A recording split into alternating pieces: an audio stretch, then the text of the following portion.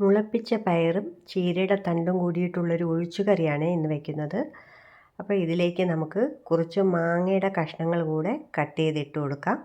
എന്നിട്ട് കുറച്ച് പച്ചമുളകും കൂടെ കട്ട് ചെയ്ത് ചേർത്ത് കൊടുക്കാം. കുറച്ച് മഞ്ഞൾപ്പൊടി, കുറച്ച് മുളക് പൊടി, പാകത്തിന് ഉപ്പ്, വേവാൻ ആവശ്യമായ വെള്ളവും ചേർത്ത് നമുക്കിത് വേവിച്ചെടുക്കാം.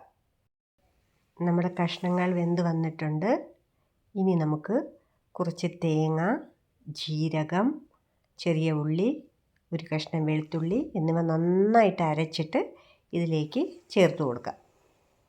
ഇത് നല്ലോണം കൂട്ടി യോജിപ്പിച്ചിട്ട് ഒരുവിധം തിള വന്നു തുടങ്ങുമ്പോൾ അത് മാറ്റി വയ്ക്കാം. എന്നിട്ട് ഒരു ചൂടായ ചീനച്ചട്ടിയിൽ കുറച്ച് വെളിച്ചെണ്ണ ഒഴിച്ച് വെളിച്ചെണ്ണ ചൂടാകുമ്പോൾ അതിലേക്ക് ഉലുവ ഇട്ട് കൊടുക്കുക.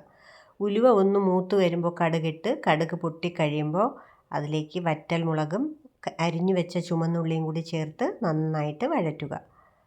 അതൊന്ന് മൂത്ത് വരുന്ന സമയത്ത് നമുക്ക് കറിവേപ്പിലയും കൂടെ ഇട്ട് നമ്മുടെ കറിയിലേക്ക് ഒഴിച്ചു കൊടുക്കാം. നമുക്ക് ചോറിന് കൂട്ടാനായിട്ട് ഒരു അടിപൊളി കറി ഇവിടെ റെഡി ആയിട്ടുണ്ട്. ഈ കറി ഒന്ന് നിങ്ങളും ട്രൈ ചെയ്ത് നോക്കണേ.